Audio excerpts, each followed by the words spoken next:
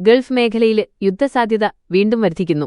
American president Donald Trump വെടിനിർത്തല് കരാര് ലംഘിച്ച പശ്ചാത്തലത്തില് യുദ്ധക്കളത്തില് പുതിയ തന്ത്രങ്ങൾ പ്രയോഗിക്കുമെന്ന് ഇറാന് മുന്നറിയിപ്പ് നൽകി. 2 ആഴ്ചത്തെ താൽക്കാലിക വെടിനിർത്തല് അവസാനിക്കാനും മണിക്കൂറുകൾ മാത്രം ബാക്കി നിൽക്കെ സമാധാന ചർച്ചകൾക്കായി അമേരിക്കൻ വൈസ് പ്രസിഡന്റ് ജെ.ഡി. വാൻസ് പാകിസ്ഥാനിലേക്ക് പുറപ്പെട്ടു.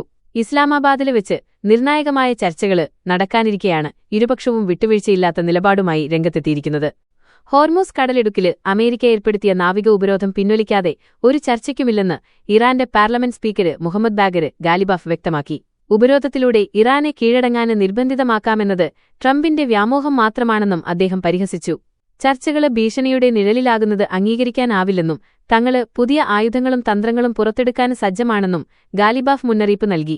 ഇറാനിലേക്കുള്ള കപ്പലുകള് തടയുന്നതിനും പരിശോധിക്കുന്നതിനും പുറമെ ആയുധങ്ങളുണ്ടെന്ന് സംശയിക്കുന്ന ചരക്കുകപ്പലുകള് പിടിച്ചെടുക്കാനും ട്രംപ് ഭരണകൂടം ഉത്തരവിട്ടിട്ടുണ്ട്. 3 ലക്ഷത്തോളം സന്തുഷ്ടരായ ഉപഭോക്താക്കളും 2 ലക്ഷത്തോളം തിമിര ശസ്ത്രക്രിയകളും പൂർത്തിയാക്കിയ മലബാറിലെ ഏക കണ്ണാശുപത്രി Al-Salama eye hospital, hospital road, Perinthalmanna.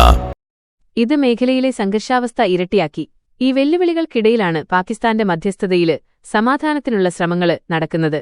ചൊവ്വാഴ്ച വൈകുന്നേരത്തോടെ വെടിനിർത്തല് അവസാനിക്കുന്നതിനു മുൻപ് ഒരു ധാരണയിലെത്താനാണ് അമേരിക്കയുടെ നീക്കം.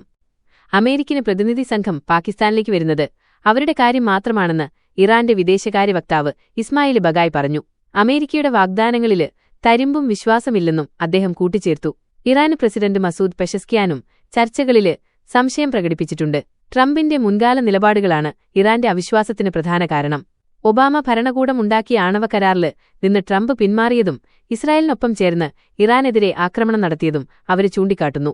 സമാധാനം വേണമെന്നുണ്ടെങ്കിലും ട്രംപിന്റെ പരുക്കന് ശൈലിയും പരസ്യമായ ആധിപത്യശ്രമങ്ങളും ഇറാനെ പ്രകോപിപ്പിക്കുകയാണ്. ഉപരോധങ്ങളെ അതിജീവിക്കാന് തങ്ങൾക്ക് കരുത്തുണ്ടെന്ന് ഇറാന് ഭരണകൂടം വിശ്വസിക്കുന്നു. അതേസമയം ട്രംപ് സ്വതസിദ്ധമായ ശൈലിയില് പ്രസ്താവനകള് തുടരുകയാണ്. തന്റെ ട്രൂത്ത് സോഷ്യൽ പ്ലാറ്റ്ഫോമിലൂടെയാണ് അദ്ദേഹം നിലപാടുകള് വ്യക്തമാക്കിയത്. താൻ യുദ്ധത്തില് വൻ വിജയം നേടിക്കൊണ്ടിരിക്കുകയാണെന്നും ലോകം അഭിമാനിക്കുന്ന തരത്തിലുള്ള ഒരു കരാര് ഉടനെ യാഥാർത്ഥ്യമാകുമെന്നും അദ്ദേഹം അവകാശപ്പെട്ടു. മുൻ പ്രസിഡന്റുമാരുടെ ഭീരുത്വം മൂലമുണ്ടായ പ്രശ്നങ്ങള് താന് പരിഹരിക്കുമെന്നും ട്രംപ് കുറിച്ചു. ഇറാന് ആണവായുധമോഹം ഉപേക്ഷിക്കണമെന്നതാണ് അമേരിക്കയുടെ പ്രധാന ആവശ്യം. ആണവായുധങ്ങള് ഇല്ലാത്ത മേഖലയാണ് തന്റെ ലക്ഷ്യമെന്ന് ട്രംപ് ആവർത്തിച്ചു. എന്നാല് ഉപരോധം നിലനിൽക്കുന്നിടത്തോളം ചർച്ചകള് സമയം കളയലാണെന്നാണ് ഇറാന്റെ നിലപാട്. പാകിസ്ഥാന് മധ്യസ്ഥര് വഴി ഉപരോധം പിൻവലിക്കണമെന്ന ആവശ്യം അവര് ട്രംപിനെ അറിയിച്ചിട്ടുണ്ട്. ഇറാനിലെ തീവ്ര നിലപാടുകാര് സർക്കാരിനുമേല് വലിയ സമ്മർദ്ദം ചെലുത്തുന്നുണ്ട്. അമേരിക്കയ്ക്ക് മുന്നില് കീഴടങ്ങുന്നത് അംഗീകരിക്കാനാവില്ലെന്നാണ് ഇവരുടെ പക്ഷം. സമാധാന ചർച്ചകൾക്കിടയിലുപോലും അമേരിക്ക ആക്രമണം നടത്തിയേക്കുമോ എന്ന ആശങ്കയും ഇറാന്റെ തന്ത്രജ്ഞർക്കിടയിലുണ്ട്. ഇത്തരം സാഹചര്യത്തില് യുദ്ധം തന്നെയാണ് നല്ലതെന്ന് ചില ഉന്നത ഉദ്യോഗസ്ഥര് വിശ്വസിക്കുന്നു.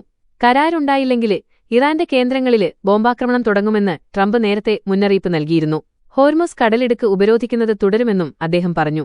ഇതോടെ വെടിനിർത്തല് അവസാനിക്കുന്ന ബുധനാഴ്ച പുലർച്ചെ മുതല് മേഖല വീണ്ടും പ്രക്ഷുബ്ധമാകുമോ എന്ന ഭീതിയിലാണ് ലോകരാജ്യങ്ങള്. അതിനിടെ ഇസ്രായേലും ലെബനനും തമ്മിലുള്ള സമാധാന ചർച്ചകള് വ്യാഴാഴ്ച വാഷിംഗ്ടണില് പുനരാരംഭിക്കും. ഈ ചർച്ചകളെ ഇറാന് വിഷയവുമായി കൂട്ടിക്കുഴയ്ക്കേണ്ടതില്ലെന്ന് ലെബനൻ അറിയിച്ചിട്ടുണ്ട്. പശ്ചിമേഷ്യയില് സമാധാനം പുനഃസ്ഥാപിക്കാനുള്ള ശ്രമങ്ങള് ഒരു വശത്ത് നടക്കുമ്പോഴും ഇറാനും അമേരിക്കയും തമ്മിലുള്ള പോര് രൂക്ഷമായി തുടരുന്നത് വൻ യുദ്ധത്തിലേക്കുള്ള സൂചനയായി വിലയിരുത്തപ്പെടുന്നു.